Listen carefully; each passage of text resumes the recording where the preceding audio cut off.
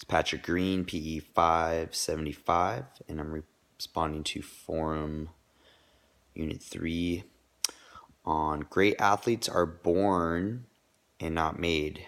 And I disagree with that. I think great athletes are born but also made. And I believe that genetics play a huge role. Some athletes that come to mind with incredible giftings that are born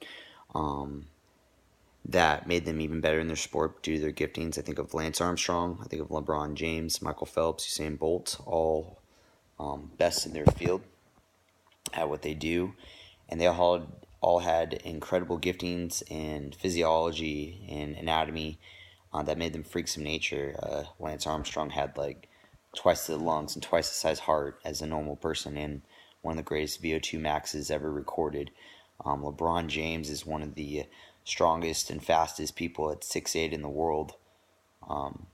Michael Phelps has one of the longest wingspans, and his feet are almost like giant fins, and has larger lungs than the average person. And Usain Bolt, just in order to be the fastest man in the world, you have to have incredible fast twitch muscles to be able to have such a long career and be so fast and so dominant.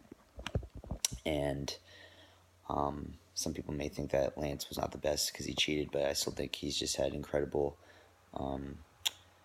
God-given talents and gifts that he was born with. But I think that if someone trained just as hard or just as long strategically as these athletes I've mentioned, they would still come up short and empty compared to them, because these athletes had God-gifted abilities genetically.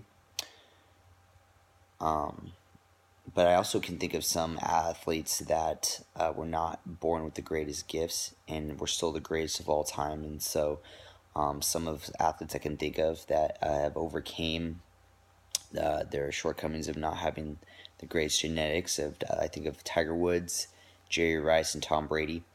And I still think some of those are the greatest athletes of all time. And they had to put more work in than anybody else to become the all-time greats. They were gym rats. They were training freaks beyond the point of obsession.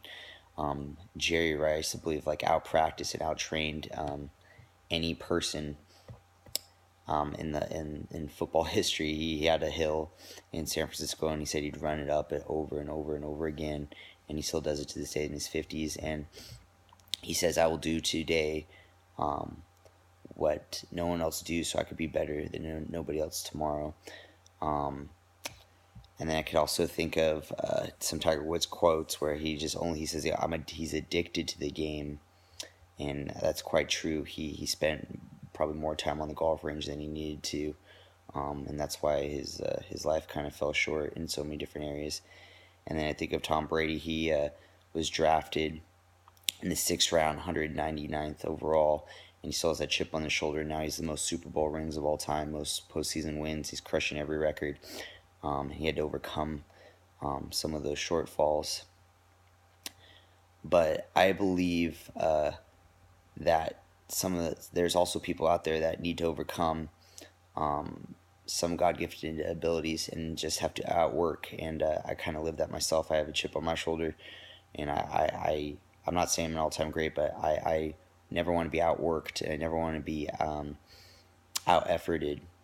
And one of my favorite movies I can think of is Rudy. And he was undersized in all areas and wasn't given any opportunity, but he created his own opportunity, and he worked so hard just to have a shot, and that's really inspiring. And I try to live that today.